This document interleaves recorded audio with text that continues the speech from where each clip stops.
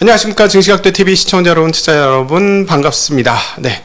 제가 개인적으로, 제가 좋아하는 직속 선배죠. 회사는 지금 다르지만 사실상 직속 선배셨습니다. 예. 근데 지금, 업계에서, 많은 분들의, 구루가 되어지고 있고, 특별히 애널리스트들이 존경하는 애널리스트.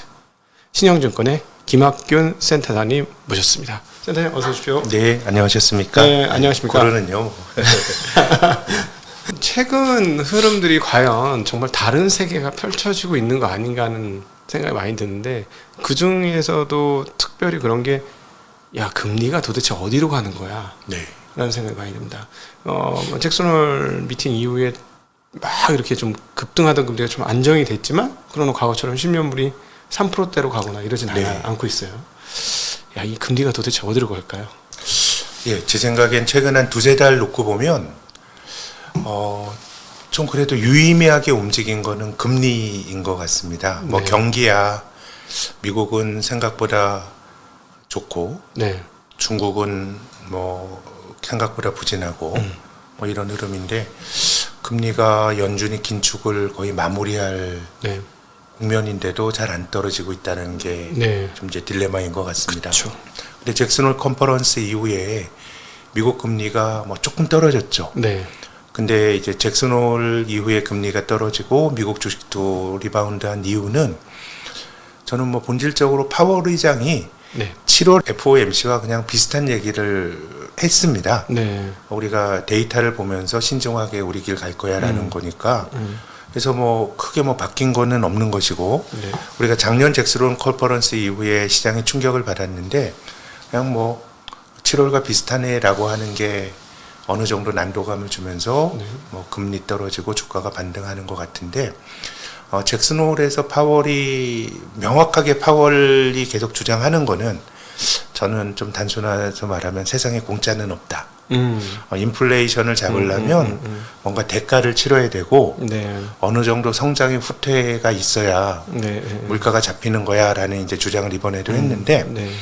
이 파월은 우리가 작년부터 연준이 금리를 올리면서 일부는 진정되고 있다. 그래서 예를 든 게 부동산 투자와 산업 생산, 네. 이런 우리가 금리를 올리다 보니까 뭔가 둔화가 되면서 어떻게 보면 이제 물가 안정에 기여를 하는 그런 정상적인 메커니즘이 작동하고 있다. 이런 얘기를 했고, 근데 아직도 안심을 못하는 거는 고용이 너무 뜨겁고, 네. 또 전체적으로 성장이 아직 꺾일 줄을 모른답니다. 근데 우리가 9월 초에 8월 고용 지표는 약간 둔화되는 모습이 이제 나타났는데, 그렇죠. 결국은 우리가 고용이나 이런 경제 지표를 다 봤을 때 최종적으로 귀착이 되는 걸 하나를 꼽자 그러면 GDP 성장률이거든요. 네, 이제 뭐 우리가 ISM 제조업 지수나 모든 것들이 GDP를 추정하기 위해서 다 보는 건데요. 네. 3분기 미국의 GDP 성장률 전망치가 5.6%입니다. 5%가 넘습니다. 그걸 계속 올라갔어요, 최근에. 그러면은 이게 참 이상한 것이, 네. 작년에 미국이 2.1% GDP 성장했거든요. 네. 올해 시작할 때 2023년 미국의 성장률 전망치가 한 0.4였습니다. 네. 이게 어떻게 보면 과거에 우리에게 익숙한 모습입니다. 네. 연준이 금리를 이렇게 올리고 긴축을 하면 성장이 둔화되면서 인플레이션이 꺾이는 게 뭐 일반적인 패턴이고, 작년에 그렇게 자이언트 스텝을 여러 번 밟고 그러면 0.4% 하는 게 실은 아주 이상한 수치가 아니었거든요. 네네. 근데 지금 3분기가 5% 넘는 성장이고 연간으로는 성장률 전망치가 2%인데, 네. 이게 왜 중요하냐 하면 작년에 2.1, 올해 2%가 전부 미국의 잠재 성장률이거나 잠재 성장률 추정치보다 조금 높은 수준입니다. 네네. 아니 거의 제로에서부터 금리를 이렇게 올렸는데 네. 성장이 잠재 성장률을 웃돈다는 거는 뭐 이건 참 그 일반적인 경제학의 상식으로는 설명이 안 되는 일이거든요. 네. 그럼 미국 경제가 왜 이렇게 강한가? 네. 저는 정부가 돈을 너무 많이 쓰는 것 같습니다. 바이든 행정부가 그 작년 8월부터 금년 7월까지 1년 동안에 미국의 재정 적자가 2조 2천억 달러인데요. 네. 미국의 명목 GDP가 한 26조 달러 되니까 지난 1년 동안의 GDP 대비 재정 적자가 마이너스 8%입니다. 네. 이게 우리가 뭐 진보 정부가 들어가면 재정 적자도 늘리고 하지만 기본적으로 균형 재정에서 조금 벗어나는 정도지 마이너스 8%라고 하는 거는 네. 조금 극단적으로 말하면 전쟁 치르지 않고는 나오기 힘든 숫자입니다. 코로나 팬데믹 때 물론 지금보다 훨씬 컸지만 코로나 제외하고는 지금 가장 높거든요. 네. 근데 한번 생각을 곱씹어 보면 일반적으로 재정 지출은 경기 역행적으로 하라고 얘기를 많이 합니다. 경기가 나쁠 때는 정부가 좀 돈을 써서 경기를 부양하고 경기가 좋으면 조금 긴축을 해가지고 경기를 둔화시켜야 되는데 지난 1년이라고 하는 시기가 네. 미국 경기 좋았습니다. 고용은 거의 완전 고용 수준이었고요. 가계저축 굉장히 많았고 그래서 저는 지금 바이든 행정부가 좀 과욕을 부리고 있다는 생각입니다. 네. 그러니까 뭐 미국의 민주당이나 소위 리버럴이나 진보주의자들이 갖고 있는 생각은 시장에서만 자원 배분하는 건 불안정하니까 정부가 뭔가 좀 정부의 역할을 늘려야 된다는 거고. 네. 근데 저는 미국에서 코로나 팬데믹을 거치면서 이 뭐 그런 민주당의 입장이 있는 반면에 공화당 같은 경우는 반대 철학이죠. 왜 정부가 개입해? 그냥 세금 깎아주고 정부가 돈 쓰지 말고 각자가 하는 게 더 효율적이다라고 생각하는 오래된 그 가치의 충돌이 있는데 코로나 때가 트럼프 행정부였거든요. 네. 현금 보조금 지급을 가장 세게 한 나라가 미국이고요. 그렇죠. 전 이게 뭔가 균형이 깨져버린 것 같아요. 그래서 경기가 좋음에도 불구하고 바이든 행정부가 이런 식의 재정 적자를 늘리니까 네. 연준이 긴축을 함에도 불구하고 경기가 안 꺾입니다. 그리고 또 지금 어쨌든 미국도 이렇게 적자 재정을 하는 건데 네. 3분기에 국채 발행량이 지난 2분기에 2배 정도 될 것 같거든요. 네. 뭐 지출을 늘리려 그러면 또 국채 찍어야 되니까 이게 또 국채 수급을 악화시키면서 금리를 밀어 올리는 그런 역할들을 하고 있는 것 같고요. 네. 그래서 제 생각에는 앞으로 한 1년 정도 봤을 때 중요성이 간과되는 게 미국의 재정 지출 아닌가. 근데 지금 미국도 이제 공화당의 이 대선 후보들 이제 막 토론이 시작이 되고 했는데 그냥 그 정치의 그 어떤 분열 혹은 사회의 분열 이런 것들은 우리 세계 도처에서 보게 되는 건데 네. 그냥 서로 제각길을 가는 것 같아요. 공화당에서의 공화당은 공화당대로 그 아, 나온 그 잠룡들이 다 난 트럼프 지지한다라고 얘기를 하고 우리가 뭐 이제 뭐 생각은 다를 수 있지만 트럼프라고 하는 인물이 대단히 이단아인데 네. 공화당 후보들은 다 트럼프 지지한다라고 이제 얘기를 하고 서로 갈라진 세상에서 이제 제각길을 가는데 바이든 행정부가 돈 마음대로 쓰는 것들을 계속 한다 그러면 네. 제 생각에는 금리나 인플레이션이나 이런 것들에 조금 제 생각에는 부정적인 영향이 있을 수도 있다라고 봅니다. 그러면은 이제 사실은 하반기 들어서면서 최근에 이제 미국 국채가 10년물 국채가 3,800을 뚫면서 4로 아주 파죽지세로 올라오는 이 과정에서 다양한 얘기가 있었지 않습니까? 네. 일단 뭐 재무부가 3분기 1조 달러의 네. 그 채권을 발행해야 된다 하는 부분이 하나 있었고 수급적으로 또한 수급적으로 보면은 뭐 중국이라든가 사우디 기존의 채권 매수자들은 채권을 팔고 있고 반면에 일본은 자기네가 상황이 어렵다 보니 즉 일본 엔화가 약세가 되는 이런 상황이다 보니 미국 국채를 사주기 좀 역부족이었다.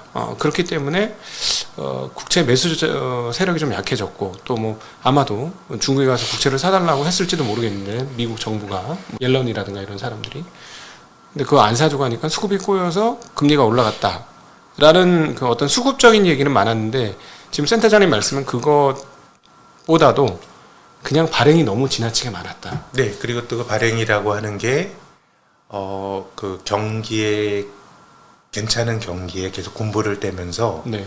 경기 자체를 굉장히 강하게 유지를 하고 네. 그럼으로써 인플레이션이 잘 안 꺾이고 네.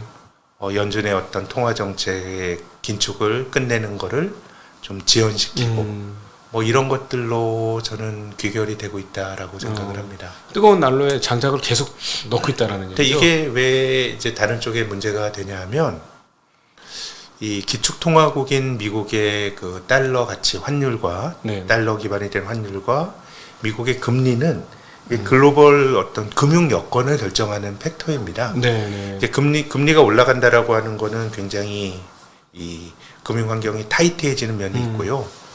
이제 미국 사람들은 환율이 중요하지 않죠. 뭐 그렇죠. 자기들 달러는 달러 쓰는데, 근데 미국 밖의 나라는 달러가 강해진다라고 하는 그 자체가 예. 매우 긴축적인 금융 환경을 만드는 거거든요. 그렇죠. 그럼 이제 여기서 비롯되는 일들이 어떤 일이 발생하냐 하면, 우리가 중국이 경기 부양을 뭐 한다고 하는데 금리를 생각보다 적게 낮추고 네.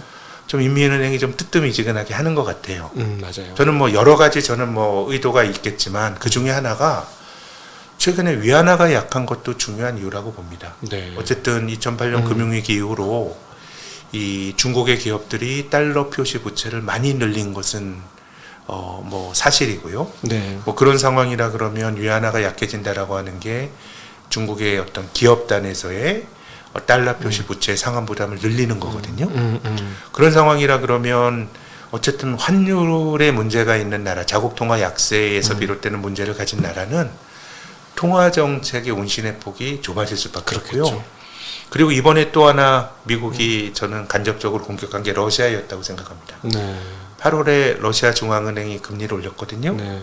근데 작년에는 러시아가 우크라이나 전쟁이 났지만 원자재 가격 올라가고 뭐 경제 제재 받았지만 막 뒤로 원자재 수출하고 그래서 작년 3분기까지 러시아 경제는 되게 좋았습니다. 루블에도 강세였죠. 예. 근데 이번에 이제 러시아 중앙은행이 금리를 올리면서 물가 부담이 있다라고 했는데 올해 러시아 경기 굉장히 수축이 되면서 경기가 안 좋습니다. 네네. 그럼 러시아 물가가 경기가 안 좋은데 올라가는 거는 루블이 약해져서 그렇습니다. 예. 그러니까 수입 물가가 높아지면서. 네. 그러니까 이런 것들이 달러가 강해지면서 뭔가 다른 쪽에 프레셔를 강하게 넣고 저는 뭐 우리나라의 경우는 지금 연준이 뭐 9월이 될지 지금 뭐 11월에 금리 한 번 더 올리지 않을까라는 관측이 우세한 것 같은데 한 번 정도 올리는 것까지는 저는 뭐 여러 가지 뭐 한국의 채권 금리나 이런 기대가 반영돼 있는 것 같은데 근데 미국이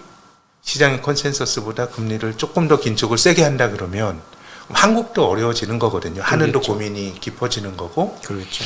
그래서 저는 어차피 미국 그 어떤 세계화가 후퇴하면서 미국 경제가 좋은데 다른 나라가 그 후광 효과를 누리는 연결고리는 되게 많이 약해졌거든요. 네네. 그럼 어찌됐건 재정을 많이 써가지고 미국 경제가 좋다는 거는 좋게 볼 수 있는 측면도 있지만 그 긍정적인 후광 효과가 과거보다 많이 낮아졌기 때문에 네. 오히려 금융 환경이 타이트해진다는 것 자체가 미국 밖의 나라들에게 너무 많은 부담을 주고 있는 것 같아서요. 그래서 저는 조금 미국이 재정을 좀 과하게 쓴다.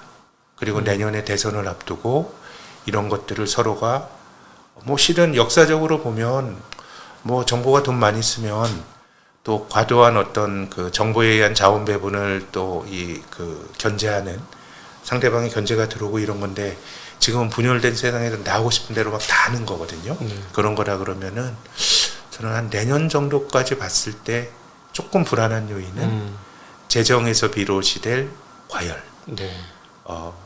거기서 비롯이 될 잘 안 떨어지는 인플레이션과 높은 금리 이런 후폭풍이 미국 밖에서 좀 나타날 수 있다라고 하는 것이 네. 제가 내년 정도까지 봤을 때 조금 글로벌 경제가 직면해 있는 불안한 포인트라고 봅니다. 네. 두 가지 궁금증이 펼쳐지는데 이렇게 이제 미국이 과속을 하고 채권을 많이 발행함에도 불구하고 달러가 이렇게 가치를 높게 형성시키는 건 비교적 어차피 통화라는 건 절대적인 상대성이니까 상대 통화들이 오히려 약세의 상황들이 유지되고 있기 때문인지 네. 그거 하나 궁금하고요. 네. 이런 식으로 미국이 자국의 약간 뭐랄까 세계적 블록화를 이용해서 자국 일종의 이기주의죠. 자국만 잘 되면 되겠다. 다른 나라 어떻게 되든 상관없다. 이런 식으로 엑셀 페달을 밟아버리면 미국 자본시장으로 자산이 계속해서 쏠려 들어가면서 그 몇몇 그 미국의 그 주식들 같은 거는 계속해서 최근의 흐름처럼 고공 주가 흐름들이 연이어 이어질 수도 있다. 고평가에도 불구하고 계속 갈 수도 있다. 이렇게 계산이 나올 수 있을까요? 뭐 상대적으로 미국의 입지가 네. 나은 거는 맞는 것 같고요. 그래서 지금은 달러 강세는 사실 그때 좀 달랐던 것 같아요. 네. 미국에서 탈이 나도 야, 세상이 미국의 그 어떤 그 글로벌 경제의 불안의 원인 제공자가 미국이라고 할지라도 세상이 어수선해지니까 그래도 달러가 좋은 거야 라면 달러가 강해지기도 했는데 네.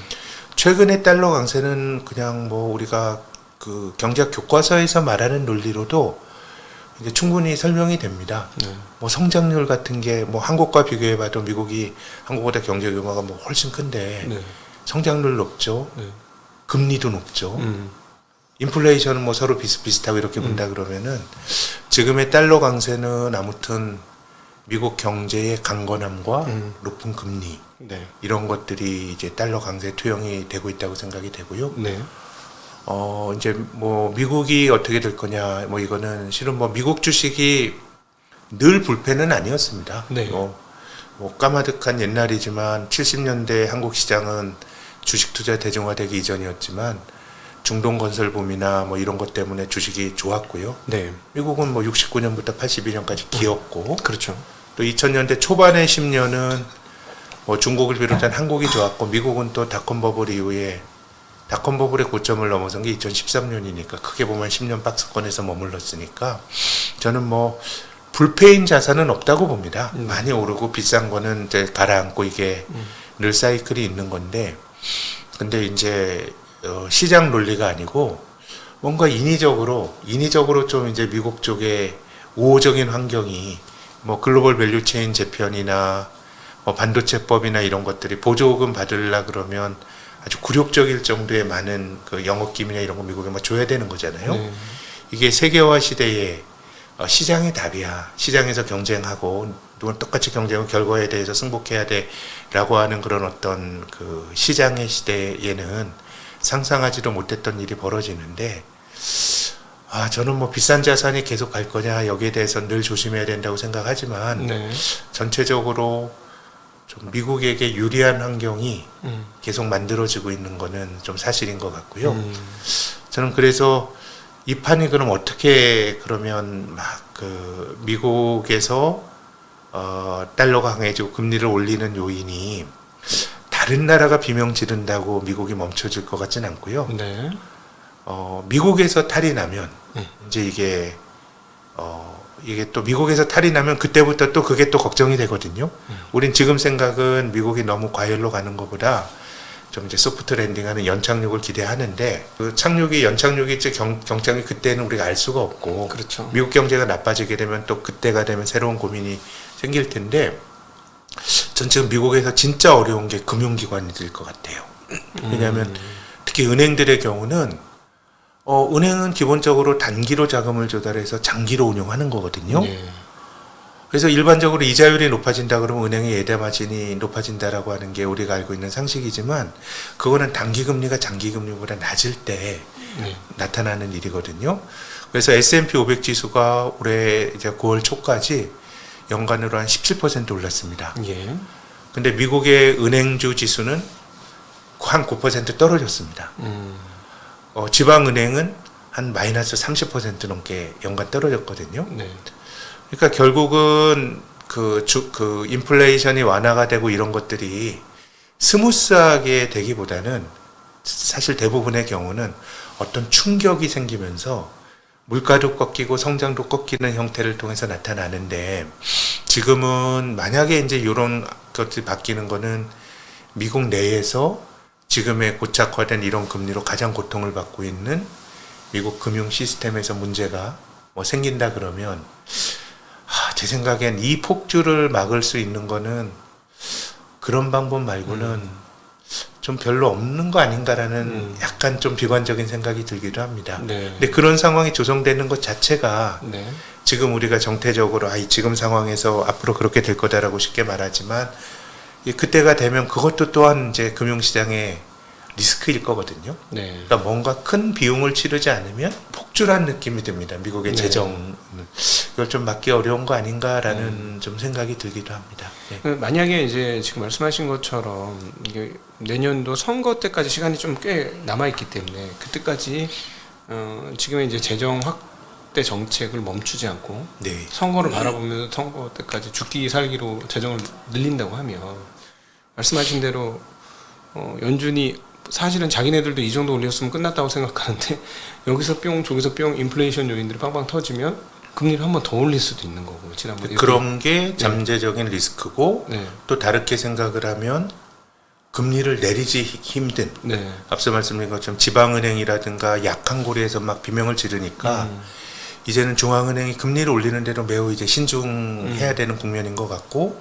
우선 최근에 파월 의장의 뭐 발언이나 이런 것들에도 충분히 녹아 들어가 있는데 근데 어쨌든 뭐 금리를 더 안 올리더라도 금리 자체가 경제 활동을 하는 사람들에게는 한 2년 사이에 너무 높아진 건 사실이거든요. 그렇죠. 그럼 다음 국면에 이걸 얼마나 또 내리느냐가 중요한데 경험적으로는 연준이 긴축한 이후에 마지막 금리 인상을 하고 나서는 한 9개월 정도 지나면은 이제 금리를 낮추는 또 이제 금융 완화 사이클이 나타났습니다. 평균적으로. 네. 근데 제 생각에는 잠재적으로 생각보다 금리를 더 올릴 수도 있지만 그것까지는 아니더라도 고금리가 상당히 유지가 되면서 뭔가 경제에 누군가에게 스트레스 주는 환경이 좀 장기화될 수 있는 거는 꽤 높은 확률 아닌가라는 생각은 듭니다. 그러니까 사실은 뭐 1년 만에 이렇게 5%의 금리가 올라오고 이런 상황이면 2008년 이후 보지 못했던 금리 상황이고요. 네. 그럼 누군가는 지금 신음을 나고 있을 것 같은 생각이 네. 분명히 들거든요. 앞서 이제 은행주들이나 지방은행들은 네. 이미 굉장히 곡소리가 한 번 났던 거고 미국에서도 그렇습니다만 미국의 금리가 이렇게 펼쳐지면 한국도 최근 한국은행 굉장히 고민하고 있다는 게 보여지는데 여타 국가들이나 조금 약간 뭐랄까요 부채가 많은 국가들 그다음에 약간 경제 성장률이 떨어지는 약간 한계적 성향을 가지고 있는 국가들은 신흥국 중에 그러니까 상당히 많은 국가들이 굉장히 어려움 속에 자연스럽게 어려움 속에 빠지지 않겠느냐 하는 생각이 네. 많이 듭니다. 그렇습니다. 지금 어쨌든 뭐 이러다 보면 우리가 생각지도 못한 데서 뭐 미국도 저는 어려움을 겪을 수 있는 게 저는 은행 섹터를 그래서 좀 눈여겨보고 있긴 한데요. 미국 경기가 좋은 게 어쨌든 한국도 대중 수출은 위축이 되지만 미국 대미 수출이 늘면서 어느 정도 수출이 지탱이 되지만 옛날보다는 미국이 좋아지면 다른 모든 나라가 미국에 수출해서 먹고 살았던 그런 메커니즘은 많이 약해진 것 같거든요. 네. 그래서 미국도 미국이지만 이제 미국 밖에 저는 뭐 중국과 같은 나라도 매우 지금 어려운 환경이라고 생각이 되고요. 미국의 폭주로 인한 강달러가 중국을 굉장히 압박을 하는 그런 역할이 되는데 2015년도에도 거의 중국 고성장한 이후에 처음으로 차이나 위기론이 국제금융시장에서 회자가 됐었죠. 네. 이제 중국이 이제 끝장이고 중국 부채가 너무 많이 터질 거야 이런 얘기가 그때도 위안화가 문제가 됐습니다. 네. 그때도 이제 위안화가 달러당 7위안으로 올라가면 뭐 포치라 그래가지고 7 이상 가면 중국 기업들 어려워 막 이런 얘기 했었는데 그 당시에 그 2015년 여름에 중국이 그 난리를 겪고 위기론이 대두가 됐는데 2016년 초에 중국 인민은행과 그리고 이제 미국에 있는 여러 연준 중에서 제일 중요한 뉴욕 연준 관계자들이 미국에서 워크숍을 했거든요. 네. 그 워크숍의 결과가 노출되진 않았습니다. 근데 저는 그 국면에서 미국이 한번 중국 봐줬다고 생각합니다. 왜냐하면 미국이 2015년 12월부터 금리를 올렸고 보통 금리를 올리는 긴축이나 금리를 낮추는 금융 완화나 통화 정책은 한 번에 끝내기보다는 뭔가 연속성을 갖고 하잖아요. 네. 근데 2015년 12월에 처음 글로벌 금융위기 이후 금리를 올린 다음에 그 다음에 미국이 금리를 올렸던 게 2016년 12월입니다. 1년 동안 그냥 금리 낮게 유지해 줬어요. 그것이 뭐 의도된 결과건 그건 뭐 알 수는 없지만 결과적으로 중국이 숨 쉴 틈을 여유를 줬던 거는 맞는 것 같거든요. 그래서 지금은 조금 이제 미국 밖의 나라들에게 많이 좀 부하가 걸리는 게 이게 좀 뭐 글로벌 경제 전체적으로 보면 우리가 지금 보고 있는 불균형 중에 하나라고 봅니다. 네. 사실 정확한 답을 하기 어려운 질문이 하나 떠오르는데요. 국제 지정학이 네. 금융을 통해서도 영향을 미칠 수 있는가? 지금 방금 말씀하신 것처럼 최근에 이제 5%까지 금리는 사실은 작년 중순만 해도 아무도 예상하지 못했던 정도 수준의 네, 네. 금리 아닙니까?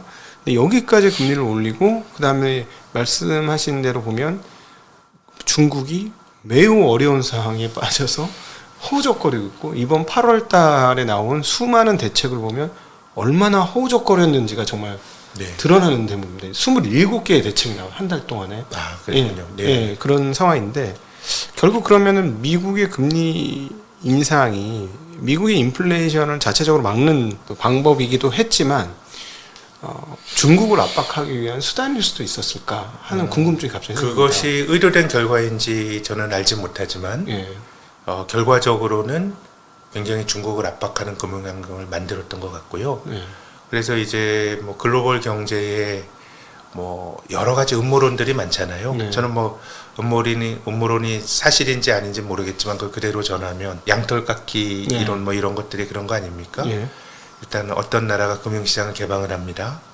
일반적으로 이제 미국의 그 이자율은 싸니까 신흥국보다 그것이 이제 기축통화국에 자금이 들어갑니다. 네, 그래서 어떤 계기가 되면서 미국이 금리를 올라가게 되면 싼 맛의 그 부채를 가졌던 이자율은 낮지만 자국 통화 가치가 약해지면서 부채가 이제 네. 급증을 하고 그랬을 때 이제 미국이 뭐 설거지 할 수도 들어가서 외환위기 직후에 우리가 봤던 모습이기도 네. 하고요. 막 개방화 막 이렇게 해서 뭐 워싱턴 컨센서스라고 하는 자기들의 논리를 해서 결국 이제 미국의 헤게모니가 커지는 뭐 이런 식의 약간 뭐 호사가들이 말하는 음모론적인 스토리텔링은 또 뭐 흔하긴 한데 저는 뭐 아무튼 의도는 모르겠지만은 지금 효과적으로 중국을 압박한다 그러면 달러 강세라고 하는 게 중국을 굉장히 옥죄는 요인이라는 생각은 하게 됩니다. 금리 차가 너무 크기 때문에 중국도 원활하게 완화적 스탠스를 취하기 어려운. 네, 저는 최근에 인민은행이 예. 보여주고 있는 태도 중에 하나는 외환시장에서 나타나고 있는 위안화 약세와 결코 무관치 않다고 생각합니다. 그렇죠. 그러니까 지금 많은 사람들이 생각하는 게 왜 2009년도에 2008년도 리만 사태 이후에 중국이 보여줬던 그 완화적 태도, 4조 위안을 풀면서 그렇죠. 네. 중국 경제의 과속을 일으켰을 뿐만 아니라 세계 경기를 살렸다라는 세계 평가, 경제 살렸죠. 평가를 받는 그 강력한 부양책이 왜 안 나오느냐. 네. 지금 누가 봐도 힘들어 죽겠는데 중국 인민들 바닥에서 뭐 굶어 죽는 사람이 있다 하는 얘기가 나올 정도로 힘든 분위기인데 왜 돈을 이것밖에 안 풀? 0.1%가 뭐냐 막 이런 상황인데요.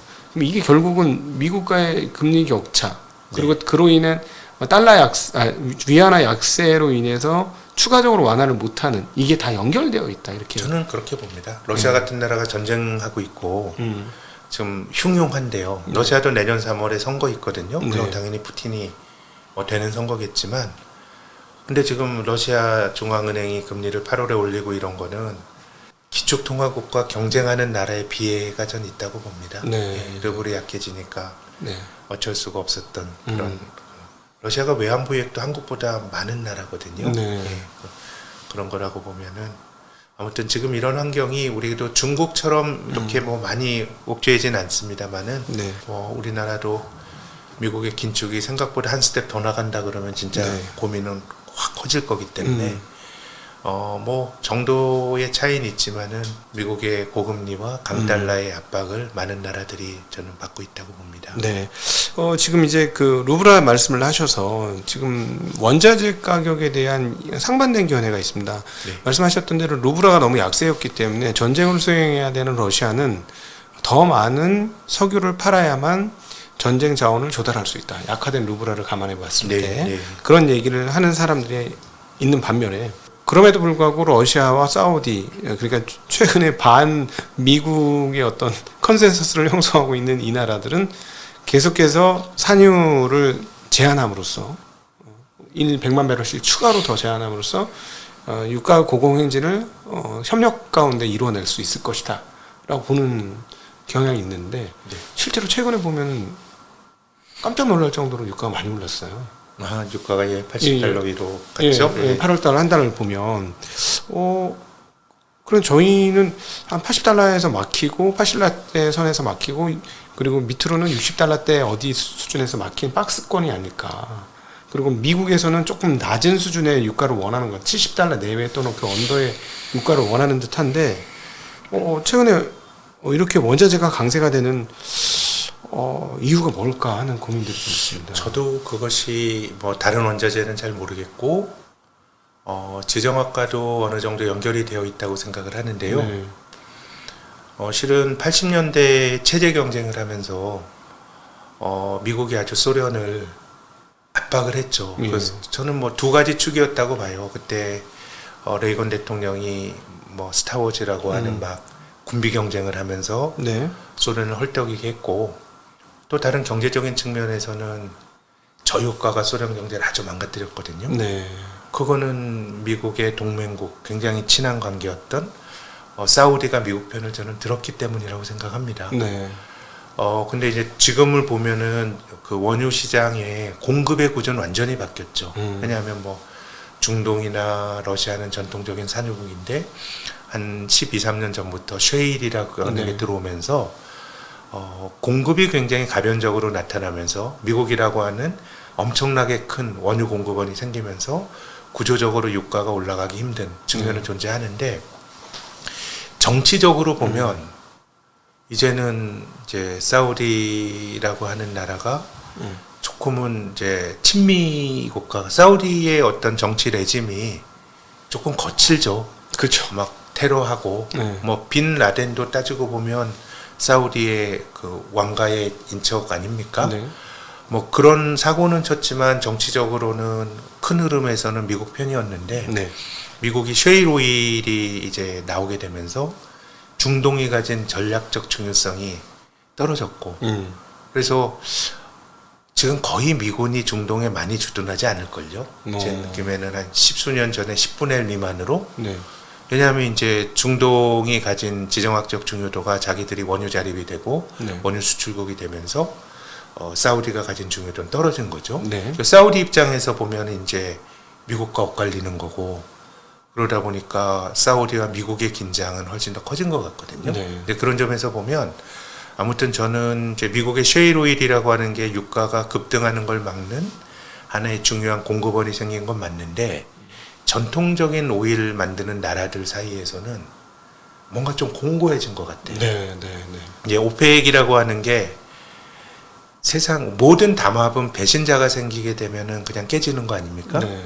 카르텔은 오펙이 제일 잘 깨지는 카르텔이었어요. 그렇죠. 근데 그 이유 중에 하나는 저는 사우디가 가진 그런 어떤 미국 친화적인 어떤 것들이 있었고, 80년대는 진짜 사우디가 증산을 해서 소련을 아주 말려 죽일 정도의 압박을 가했던 건데, 그래서 지금은 전통적인 플레이어들은 반미인지는 모르겠지만 조금 미국 친화적이지 않은 힘이 네. 좀 늘어나고 있는 건 사실인 것 같고, 예, 최근에 국제유가 고공행진도 저는 뭐 그런 지정학이 어느 정도 반영되어 있다고 봅니다.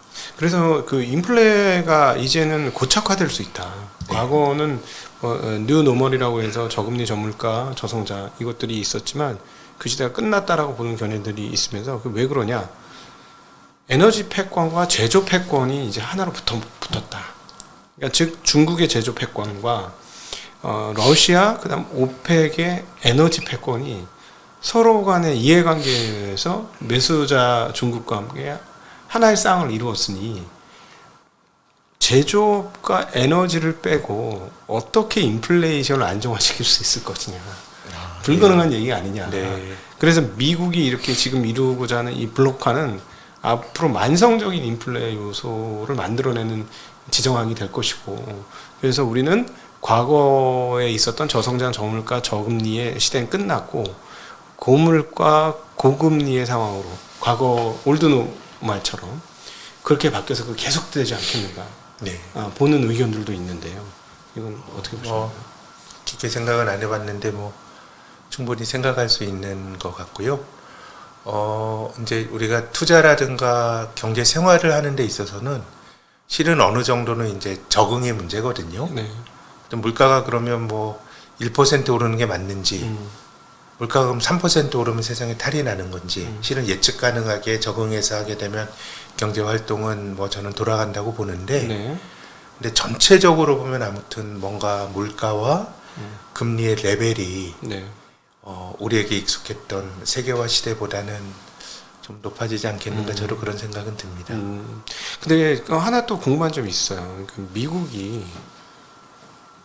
무슨 수를 쓰더라도 저는 이제 제조업에서 중국을 이길 수 있는 상황은 끝났다라는 생각이 들거든요. 무슨 뭐 고기술 쪽에서의 어떤 뭐 계속 앞서 나가는 부분들은 존재할 수 있지만 저가 생필품의 그 경쟁력을 이제 중국을 따라잡는다? 거의 불가능한데 네. 예, 블록화를 한다고 이제 배제는 안 하겠습니다만 자꾸 이렇게 중국을 배제하다 중국이 지금 힘이 없어서 그렇습니다만 나중에 힘을 가졌을 때 진짜 그냥 너희들하고 안 붙어 하고 블록화가 되게 되면 글로벌리 그 공급 시스템이 완전 엉망이 되는 거 아닌가 하는 그런 궁금증도 있거든요. 근데 제 생각에는 그 말씀에는 공감을 하는 게 2018년 하반기부터 트럼프 대통령의 어떤 교역에서의 중국 대리기가 본격화됐거든요. 관세 올리고. 근데 미중의 교역량이 줄지는 않았어요. 네. 근데 그렇기 때문에 저는 아주 싼 영역에서는 저는 중국도 미국의 이해관계를 갖고 있다고 생각하는 게 중국의 그런 어떤 큰 어떤 그 생산의 캐파가 네. 미국의 소비가 없이는 또 그것을 뭐 다른 데서 찾긴 좀 힘드니까 아주 민감하지 않은 영역에서는 저는 뭐 중국과 미국이 그냥 동행을 하는 거고 반도체를 비롯한 서로가 전략적인 자산이라고 생각하는 부분에 대해서는 좀 또 각을 세우면서 네. 갈등이 벌어지는 그런 정도의 모습이 아닐까라는 생각은 또 들고요. 네. 또 한편으로는 또 중국 중심의 블록화 움직임이 이미 나타나고 있는 것이 그렇죠. 중국이 그 대외 결제에서 위안화가 차지하는 비중이 금년 들어서 달러를 넘어서고 있습니다. 정말요? 예, 달러를 넘어서고 있습니다. 깜짝 놀랍니다. 예. 그거는 물론 이제 금융거래도 있고 이런 것도 있지만 교역도 넘어섰다고 들었는데 중국이 하는 거 위안화가 네. 근데 중국 입장에서는 이 달러보다는 다른 쪽으로 뭐 예컨대 이런 생태계로 나올 것 같아요. 미국이 중국에 대한 반도체 규제가 가변적으로 여러 가지 얘기가 나오는데 예를 들어서 10나노 이하의 고사양 공정은 뭐 이런 것들은 중국에서 하지 마 그러면 또 저가용 또 이 그 반도체는 만들 수 있거든요. 그렇죠. 저사양. 네. 뭐 그런 거 만들어서 네.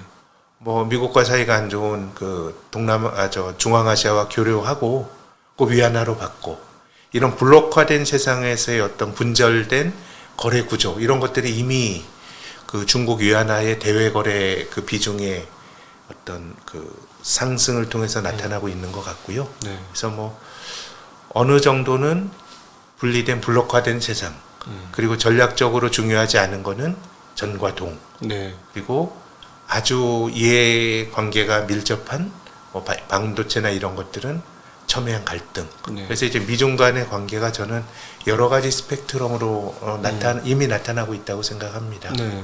그러니까는 사실 미국이 중국을 억제하려면 조금 일찍 GDP에서 뭐 7할 이상을 차지하지 못하는 네, 그 순간에 했어야 된다 이런 얘기들을 하는데 사실 리먼 사태 이후에 리먼 미국이 때문에 못했죠. 예, 자기 수습하느라고 정신이 없어서 흐지부지하던 사이 중국이 이제는 어마무시하게 커졌다. 그래서 사실 근본적인 궁금증은 지금 미국이 중국을 때려잡으려고 그렇게 노력을 하고 그 심리적으로 사람들의 심리를 그렇게 만드는 데 성공한 것 같아요. 사람들이 이제 중국에 대한 불신이라든가 반중 정서나 이런 것들 엄청나게 많은데 돌아가는 흐름들을 봐서는 미국이 중국을 이길 수 있을까 진짜. 문득 이게 군사력으로 이길 수 있는데 이제 다른 걸로 어떻게 이기지? 이런 생각이 왜냐면 그걸 극명하게 느끼는 게 전기차거든요. 저는 전기차 600만 대 시스템을 갖췄고 미국은 이제서야 전기차 하겠다고 막 난리가 났는데 밸류체인은 이미 중국이 다 갖고 갔고 중국 없이는 전기차를 싸게 만들 방법은 제가 보기에는 없거든요. 지금 네. 현재 저기 아프리카 광산이고 이거 모든 걸 다 붙잡고 있는데 이걸 이 판세를 뒤집어서 새롭게 한다? 시간도 많이 걸리고 쉽지 않을 것 같은데. 네. 예. 저는 그 말씀에 대해서는 두 가지 생각이 드는데요. 우리나라에서 전기차는 아니지만 타다라고 하는 서비스가 들어오면서 굉장히 사회적 논란이 됐습니다. 그랬었죠. 자율주행이나 전기차나 이런 것들은 기존에 그 업을 하는 사람들이 있기 때문에 상당히 이해관계가 많이 걸려있는 그렇죠. 부분이거든요. 예. 근데 그런 점에서 보면 그런 신산업은 중국의 다분히 권위주의적인 정치 모델이 더 효율적으로 할 수 있을 것 같아요. 네. 이거 우리가 필요하면 해야 된다라고 생각을 하면 하는 거잖아요. 네네. 그래서 그런 것들이 착근하는 데는 네. 중국이 훨씬 더 효율적인 어떤 그 의사결정의 시스템을 가질 수 있다는 생각은 들고요. 네. 근데 이제 보다 이제 좀 장기적으로 생각을 해보면, 근데 경제라고 하는 게 과연 자원 배분을 관료와 정부가 하는 게 맞는지, 네. 아니면은 시장에서 자유롭게 막 하다가 사고도 나고 네. 뭐 이런 걸 겪으면서 하는 게 맞는지에 대해서는 저는 뭐 궁극적으로 그렇게 가야 된다라고 생각은 하는데, 네. 그러면 또 중국이 가진 굉장히 경직적인 시스템 뭐 이런 것들이 제 생각엔 뭐 너무 서구 제향적으로 저희들이 뭐 미디어나 이런 것들이 서구 중심적으로 보는 거니까 뭐 이런 프레임에 뭐 제가 갇혀서 말씀드리는지 모르겠지만은 조금 그런 점에서는 장기적으로 중국이 결국 정치적인 어떤 그 구조는 한편으로는 경제적 자원 배분을 어떻게 할 거냐와도 맞물려 있는 거거든요. 그렇죠. 이제 그런 점에 대해서는 좀 중국이 잘할 수 있을까라고 하는 또 물음표가 찍히기도 하고 그렇습니다. 그 측면에서 보면 뭐 새로운 기술 그리고 미래 사업 그리고 아이디어가 있는 사업 그다음에 창의적인 사업 예를 들어 뭐 엔터테인먼트라든가 뭐 소프트웨어 이런 쪽은 당연히 미국이 강세를 갈 수밖에 없고 그다음에 이제 또 결정적으로 작년도에 알리바바 텐센트 이런 거를 침으로써 미국을 버금갈 수 있는 기업들의 어떤 추격의 뭐랄까 힘을 자체적으로 끊어버리는 바람에 네. 굉장히 자유로워졌고 미국은 오히려 그럼에도 불구하고 그 관료 시스템이라는 게 2차 산업 제조업까지는 그 성장 속도가 이 자율적 시스템과 비교할 수 없을 정도로 빠르고 일사불란하게 이루어지지 않느냐. 네. 네, 그래서 오히려 이제 그